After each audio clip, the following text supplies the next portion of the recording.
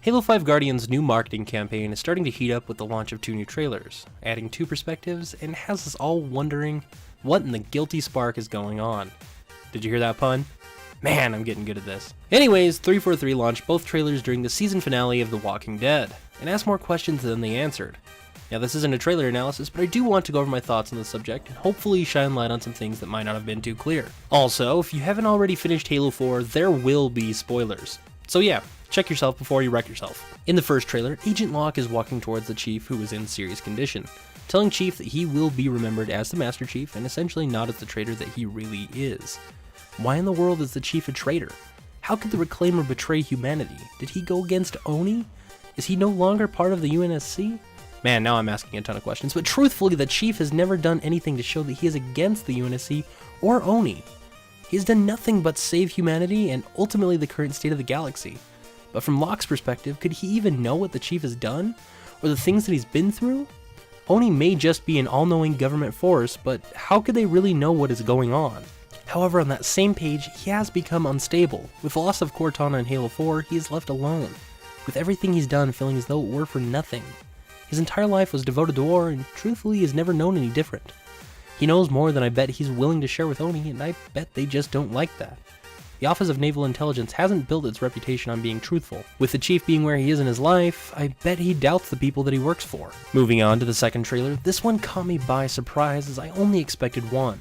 Now this kind of negates the first one, as I'm guessing the whole thing could go either way. But in this one, the Chief is walking towards Agent Locke, who is in the same position as the Chief and is in critical condition, explaining to Locke that his mission has only begun. Now here's where I start to connect the dots on both of these trailers. In the Master Chief Collection, we learn that the Chief has left the UNSC and Locke has been sent out to find him. Locke's current motive isn't certain, but as I explained earlier, the Chief undoubtedly left to fulfill his mission, but in the current state of the UNSC, he couldn't do it with their aid. So they send Locke, presumably the only Spartan capable of finding the Chief and stopping him. And now onto the Hunt the Truth Tumblr page, which if you guys haven't already followed that or checked it out, I'll definitely leave a link down below so you can go and have a listen yourself. It's definitely worth the time. It's probably about 20 minutes worth of recordings as of now, and there's so much information that I can't really cover all of it here, but I do want to go over a few key points. Ben is starting to discover all the secrecy that's regarding the Chief's actual background.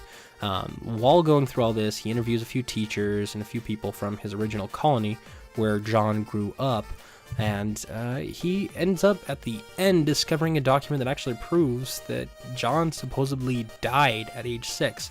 But we all know that he was actually pulled into the Spartan program, and really Ben is just starting to discover all this secrecy surrounding him. And hopefully this will result in an awesome story, and I can't wait to hear more. So definitely go and check it out, and the link will be down below. But that is all I have for you today. Hopefully you guys did go on to enjoy this video, and if you'd like to see more, make sure to leave your feedback down below. I would totally love to continue to do this, especially on a weekly basis regarding the Hunt the Truth Tumblr page. There's so much information there, and I'm hoping that it just keeps boiling up and we can start to see why Oni does not trust the Chief, and hopefully we can get some background story as to why the Chief left the UNSC.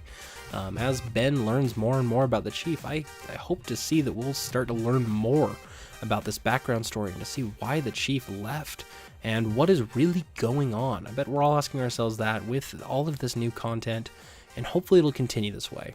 What do you guys think is going on? Make sure to leave your feedback down below. I'd love to get into a discussion with this with you guys. And I think that's pretty much it. Thank you guys so much for watching, and I'll see you guys in the next video that I make. Goodbye.